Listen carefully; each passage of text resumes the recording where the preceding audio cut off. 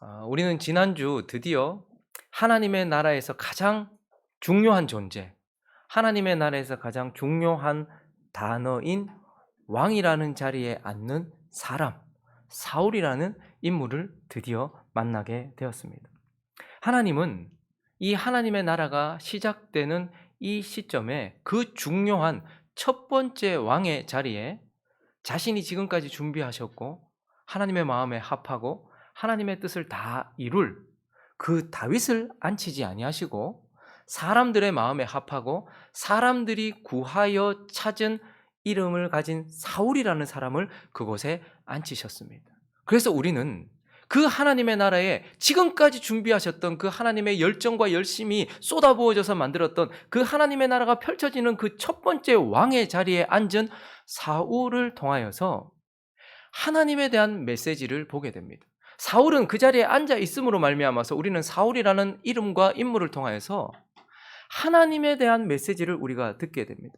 우리 지난주 사울이 그 자리에 앉아 있는 것을 통해서 우리는 무엇을 보았습니까? 하나님은 우리에게 어떤 분이십니까?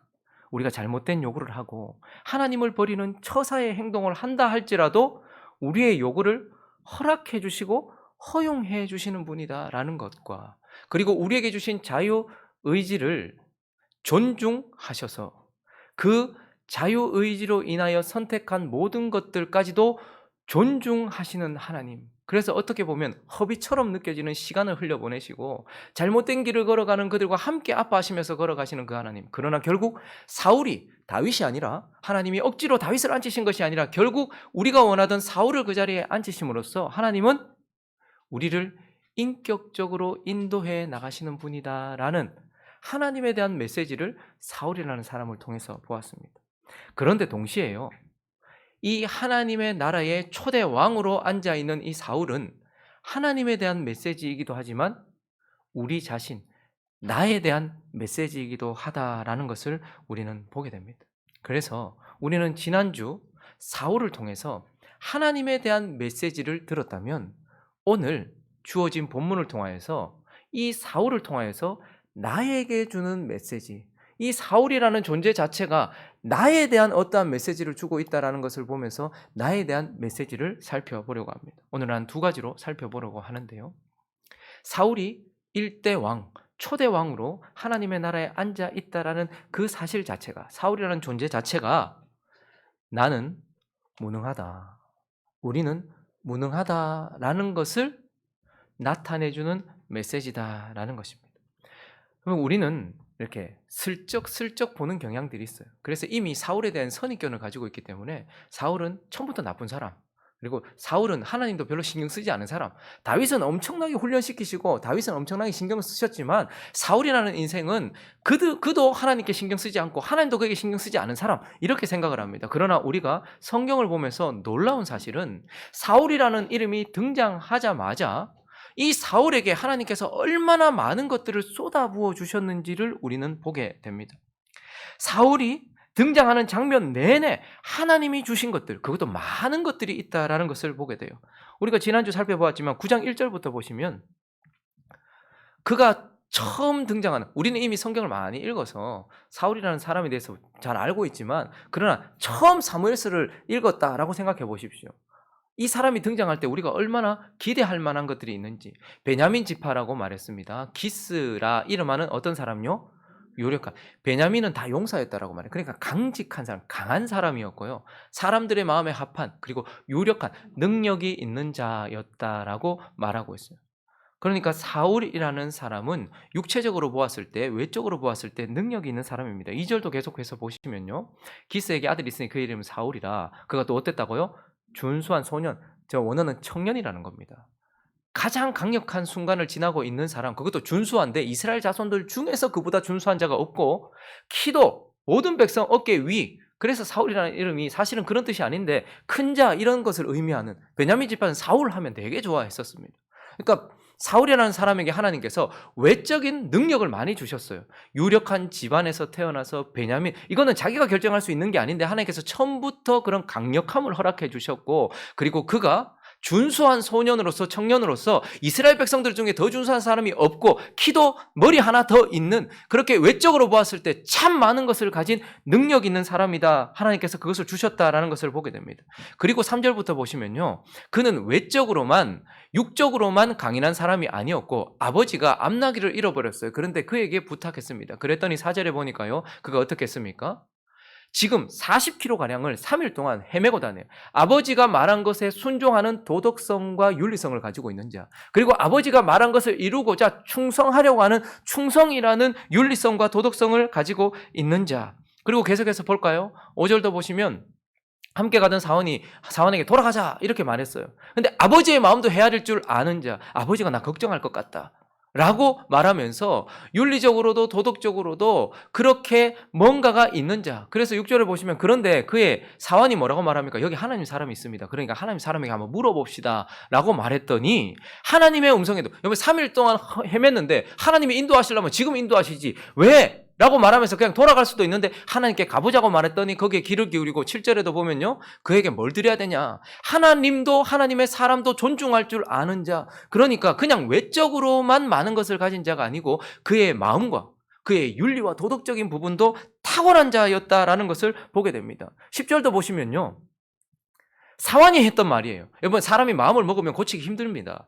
그런데 자기 아랫사람이 말했는데도 네 말이 옳다. 그러니까 어떻게 합니까? 그 말 듣고서 하나님의 사람이 있는 곳으로 가는 하나님의 말씀에도 귀를 기울일 줄 아는 자 눈 뜨세요.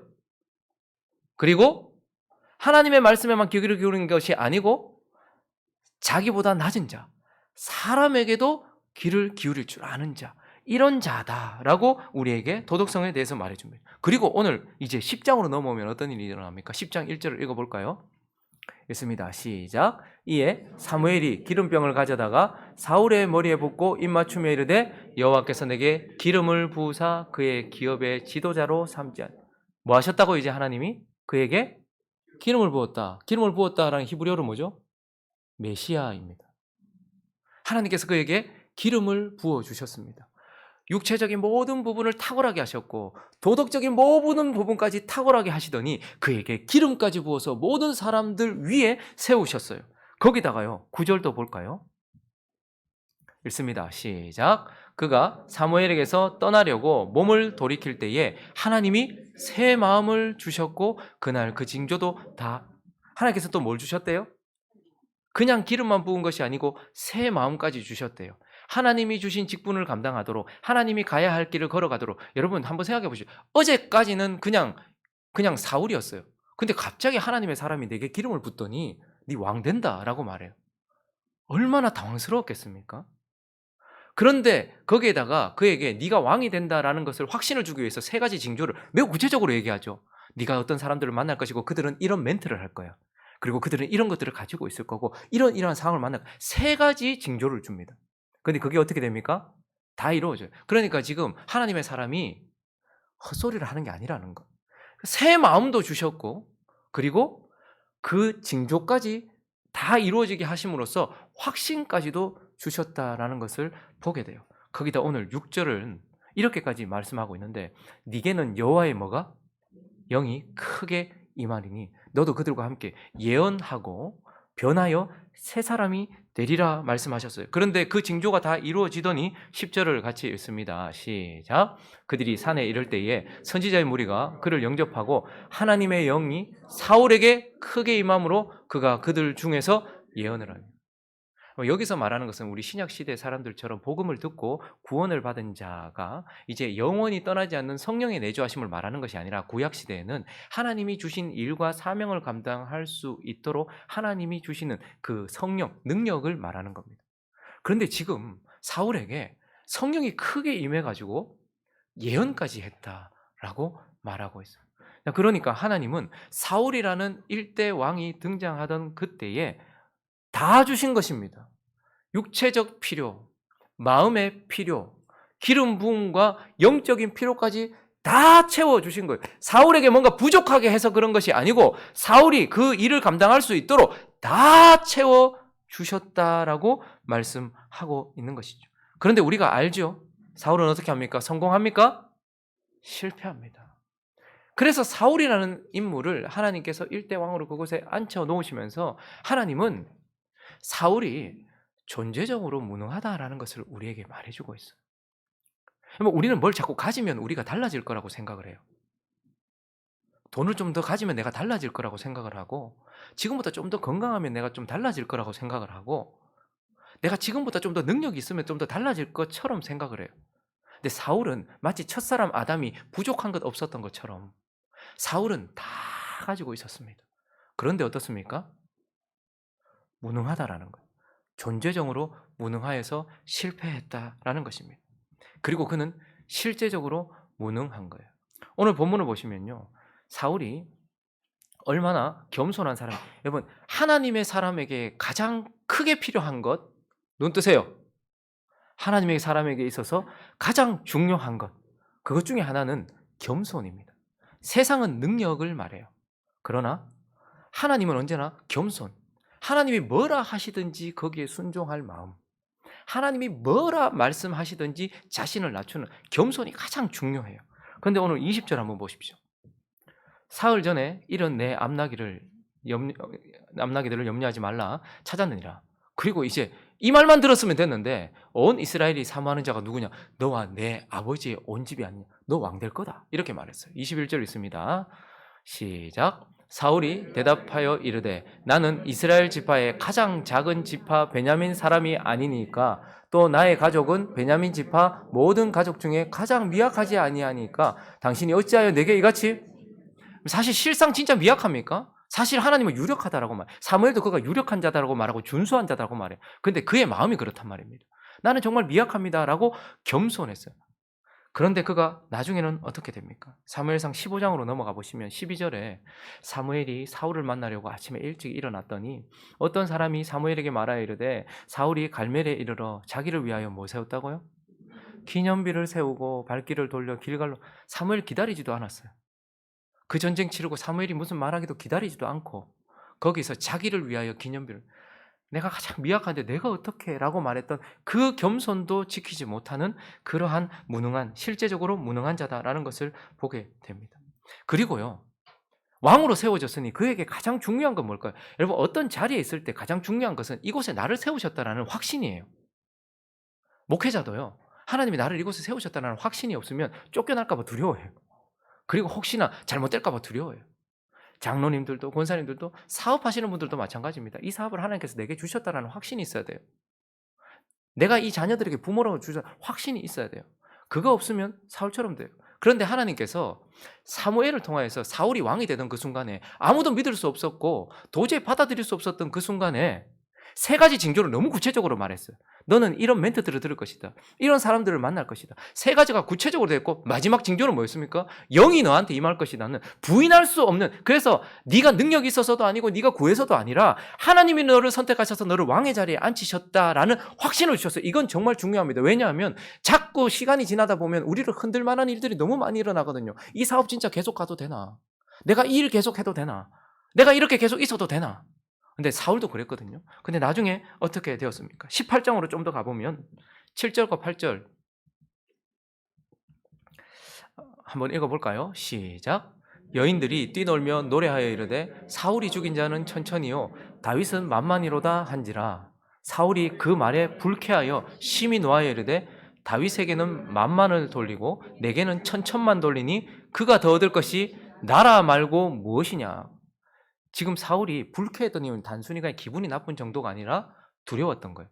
아, 이건 나 여기서 박탈당하고 다윗이 왕으로 될 수도 있겠다라는 생각을 하게 되었다라는 거예요. 여러분, 하나님께서 사울을 세우셨습니다. 사람들 중에 제일 준수했기 때문에 자기가 무슨 지원을 해가지고 자기가 능력이 있어서 된 게 아니고 하나님이 거기 세우셨어요. 그러면 만약에 내가 천천밖에 안 되면 목사가 기도를 많이 못하고 목사가 은사도 없어.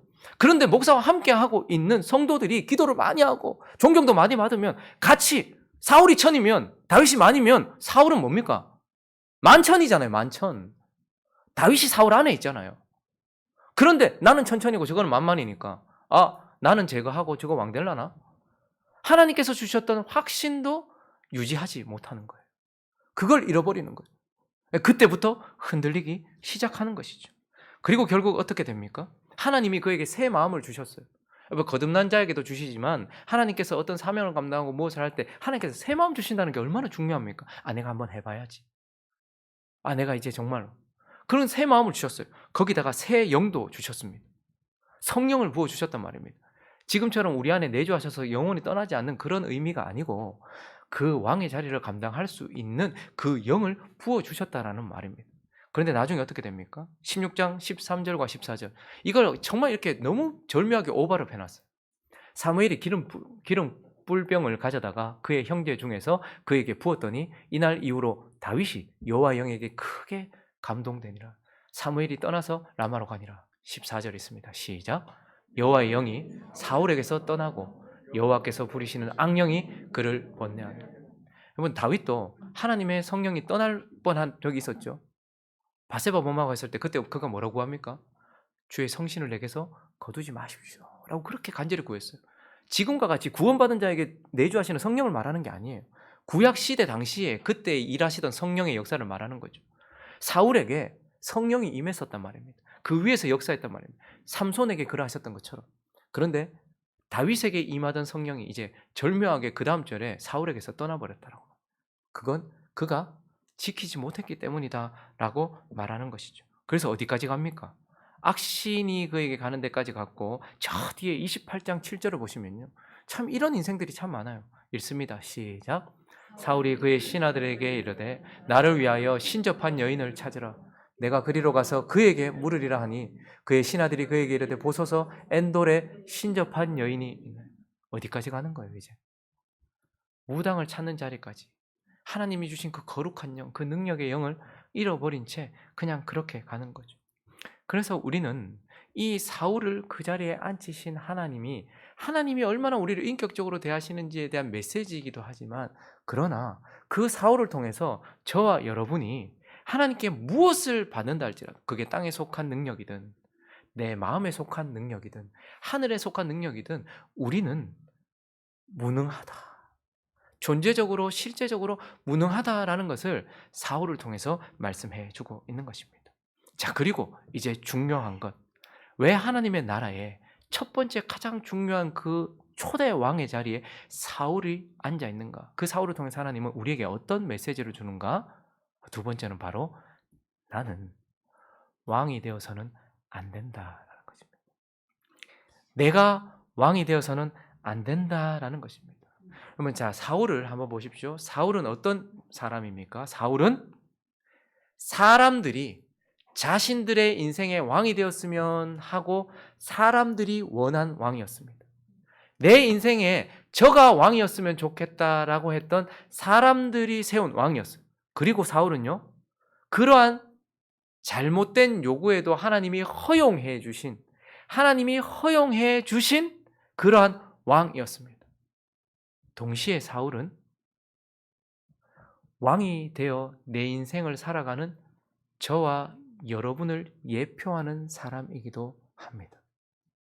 사울은 단순히, 여러분 사울을 자꾸 나와 떼놓고 봐요. 다윗이 예수 그리스도를 예표하듯이 사울은 누구를 보여주는 걸까요? 저와 여러분을 보여주는 예표입니다. 이스라엘 백성들은 그 당시에 누가 왕이 되었으면 좋겠다, 자기 인생에 누가 왕이 되었으면 좋겠다라고 소리쳤습니까? 사울이 왕이 되었으면 좋겠다라고 소리쳤어요. 자, 그러면 똑같이 저와 여러분 한 사람 한 사람이 하나님의 나라인데 여러분의 인생의 왕이 누가 되었으면 좋겠다고 여러분은 소리치십니까? 바로 여러분 자신이 왕이 되기를 원했고, 그래서 여러분 자신이 여러분의 인생의 왕으로 되어 있지 않습니까? 세상에만 그런 것이 아닙니다.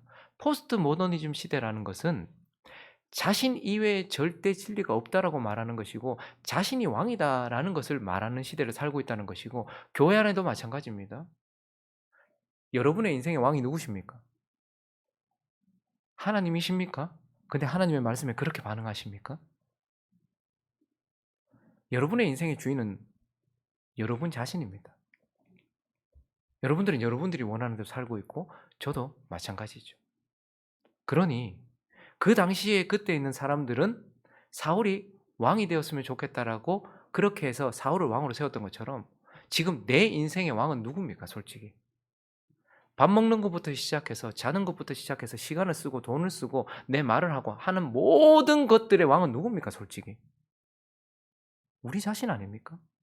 그러니 사울은 나라는 하나님의 나라에 내가 왕이 되어 있는 모습을 보여주는 예표다라는 것을 우리는 보게 되는 것이고, 그래서 사울은 결국 내가 왕이 되어서는 안 된다라는 것을 보여주는 메시지다라는 거예요. 왜요? 오늘 본문 16절을 한번 보실까요? 메시아는 뭘 해야 됩니까? 내일 이맘때에 내가 베냐민 땅에서 한 사람을 내게로 보내리니 너는 그에게 기름을 부어 내 백성 이스라엘의 지도자로 삼으라 라고 말했어요. 읽습니다. 시작. 그가 내 백성을 블레셋 사람들의 손에서 구원하리라. 뭐라고요? 왕은 뭐 하는 사람? 블레셋 사람들의 손에서 구원하는 사람. 블레셋은 뭘 의미하는 거라고요? 육신, 육체, 죄된 본성, 그것을 의미하는 존재입니다. 왕은 육신을 제거하는 사람이고 육신으로부터 자기 자신을 건져내는 사람이라고 말해요. 이어지는 17절은요. 셋째 줄 있습니다. 시작. 이가 내 백성을 다스리리라. 그러니까 왕은 뭐 하는 자이냐면 육신을 이겨 육신으로부터 건져내고 하나님의 말씀대로 다스리는 거예요. 그런데 사울은 블레셋을 이깁니까? 블레셋에게 집니까? 사울은 절대 블레셋을 못 이깁니다. 골리앗 앞에서 꼼짝을 못해요. 저와 여러분 어떻습니까? 사울처럼 육신을 못 이기잖아요. 여러분 육신을 따라 삽니까? 지금 영을 따라 사십니까? 왜 그렇습니까? 사울이 통치하고 있기 때문이고 내가 내 삶을 통치하고 있기 때문인 것이죠. 지금 하나님이 나 다스리고 계십니까? 아니죠. 왜 그렇습니까? 사울이 통치하고 있기 때문이고 나도 내 인생에 내가 통치하고 있기 때문인 것입니다. 하나님은 그래서 성경 전체를 통하여 역사 전체를 통하여 첫사람 아담이 왕이 아니고 둘째 사람 하나님의 아들 그분이 왕이다라고 우리에게 말해주고 있어요. 그래서 첫사람 아담 안에 있으면 안 된다라고 말해요. 그리고요, 하나님은 첫 번째 왕 사울이 아니고 두 번째 왕 다윗이 진짜 왕이다라고 말하고 있어요. 그리고 동시에 저와 여러분 안에 사울을 통하여서요, 하나님이 허용하셔서 지금 처음 자기의 인생의 주인처럼 살아가고 있는 네가 왕이 아니고 하나님이 예비하신 예수가 왕이다라고 우리에게 말씀해 주고 계십니다.